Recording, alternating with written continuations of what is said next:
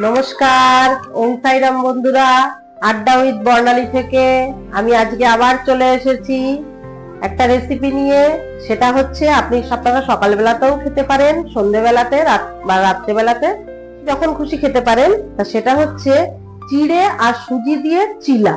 তো আমি তার জন্য কি কি নেব আর কি কি নিয়েছি সেটা আপনারা দেখুন। আচ্ছা, সবার প্রথম লাগবে হচ্ছে চিড়ে। চিড়েটাকে দেখুন আমি ভিজিয়ে নিয়েছি, ভিজিয়ে এই যে চিড়েটা এরকম ঝুরঝুরে হয়ে গেছে, ভিজিয়ে নিয়েছি আমি। আচ্ছা, সুজিটাও নিয়েছি এরকম ভিজিয়ে, আমি রাত্রেবেলায় খাবো বলে একটু বেশি করে করতে হবে সেই জন্যে।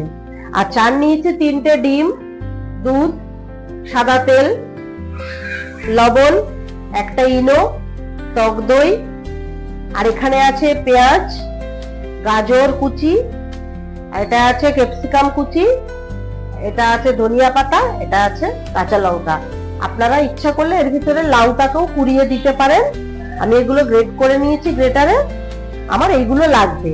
আর এইটাকে, চিড়েটাকে আর সুজিটাকে আমি এখন পেস্ট করে নিয়ে আসি, তারপরে আমি দেখাচ্ছি এটা কেমন ভাবে কিভাবে করব। দেখুন বন্ধুরা, এই যে চিড়ে আর সুজিটাকে এই যে আমি পেস্ট করে নিয়ে এসেছি।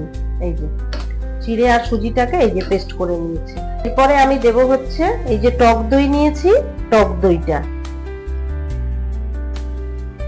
তারপর এই যে একে একে সবজি দেখছেন, এগুলো সব দিয়ে দেব। এটা কিন্তু খুব হেলদি, সকালবেলাতেও খেতে পারেন, সন্ধ্যেবেলাতেও টিফিন করতে পারেন, রাত্রেবেলাতেও ডিনারে খেতে পারেন, ব্রেকফাস্ট খাওয়া যায়, বাচ্চাদের টিফিনেও দেয়া যায়। আচ্ছা, এই যে এবার দিয়ে দেবো ডিমটা। ডিম 3টে আমি ফাটিয়ে নিয়েছি, এই যে এবার ডিমটা দিয়ে দেবো। দুধ সামান্য দেব, বেশি দেব না, লাগলে আমি পরে দেবো। এই যে আচ্ছা, এবার দেব লবণ, স্বাদ অনুযায়ী লবণ দেব, যতটা লাগবে আমার। আচ্ছা, আর একটু চিনি দিয়ে দিলাম। এবার আমি এটাকে ভালো করে ফাটিয়ে নেব, ভালো করে মেখে নেব এইভাবে।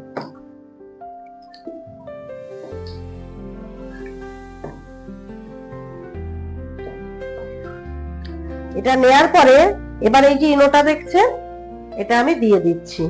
আমি 1 প্যাকেট নিয়েছি, যদি আমার আরেকটু লাগে আমি কিন্তু আরেকটুও দিয়ে নেব।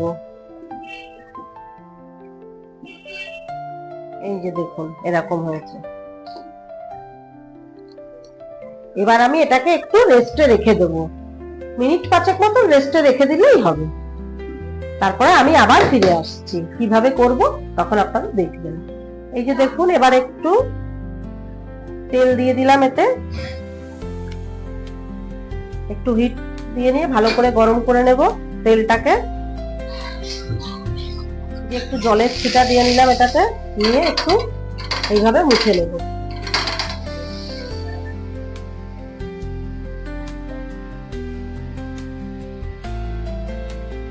দেখুন, এটাকে একটু ঢাকা দিয়ে রাখবো, সামান্য সময়ের জন্য একটু ঢাকা দিয়ে রাখবো।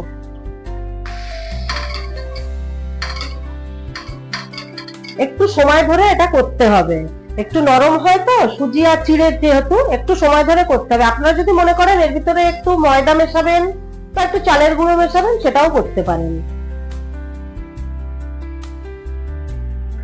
এতে খুব সুস্বাদু হয় আর হেলদি খুব।